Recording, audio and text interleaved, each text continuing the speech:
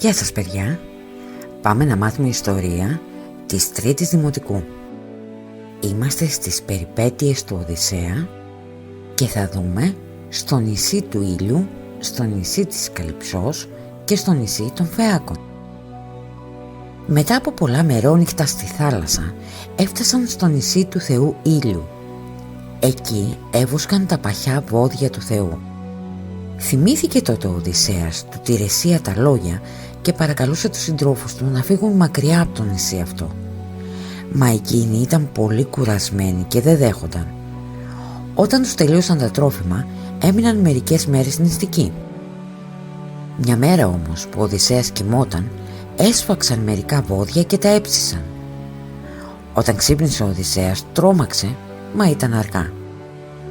Φεύγοντας από το νησί του Ήλιου, ο Δίας τους έστειλε άγρια καταιγίδα και κύματα θεόρατα. Ένα αστροπελέκι χτύπησε το καράβι και το διέλυσε. Πνίγηκαν όλοι. Μόνο ο Οδυσσέας γλίτωσε. Πιασμένος από ένα ξύλο, παράδερνε στη θάλασσα 10 ολόκληρα μερόνυχτα. Τέλος, τα κύματα τον έβγαλαν στο νησί της νύμφης Καλυψός. Η Καλυψό τον πήρε στη σπηλιά της και τον φρόντισε. Όταν συνήλθε όμως, δεν τον άφηνε να φύγει. 7 ολόκληρα χρόνια τον κράτησε στο νησί της, ώσπου τον λυπήθηκε η Αθηνά και παρακάλεσε τον πατέρα της το Δία να τον βοηθήσει. Εκείνος έστειλε τον Ερμή στην Καλυψό και τη διέταξε να αφήσει τον Οδυσσέα να φύγει. Έφτιαξε λοιπόν μια σχεδία ο Οδυσσέας και ξανήχθηκε στο πέλαγος. 17 μέρες ταξίδευε και κόντευε να φτάσει στην Ιθάκη. Τότε όμως τον είδε ο Ποσειδώνας που έτυχε να περνάει από εκεί. Χτύπησε με τη τρίαινα τη θάλασσα και σήκωσε κύματα τεράστια. Διαλύθηκε η σχεδία και ο Οδυσσέας βρέθηκε στη θάλασσα.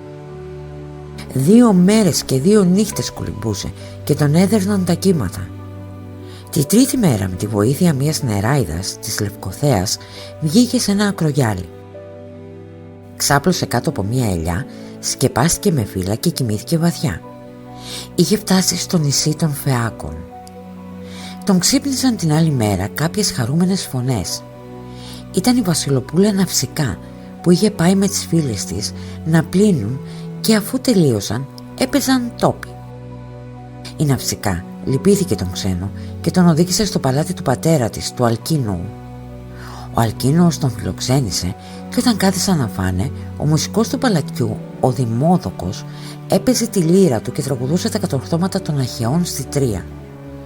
Ο Οδυσσέας τότε συγκινήθηκε, τους φανέρωσε ποιος ήταν και τους διηγήθηκε τις περιπέτειές του.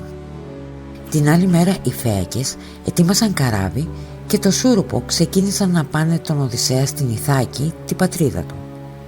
Όλη τη νύχτα ταξιδεύανε. Χαράματα έφτασαν στην Ιθάκη. Ο Οδυσσέας κοιμόταν και γι' αυτό τον σήκωσαν στα χέρια και τον ξάπλωσαν στην αμμουδιά. Έβαλαν δίπλα του τα δώρα που του χάρισαν και έφυγαν. Ευχαριστούμε που ήσασταν μαζί μας και σας περιμένουμε στο επόμενο μάθημα.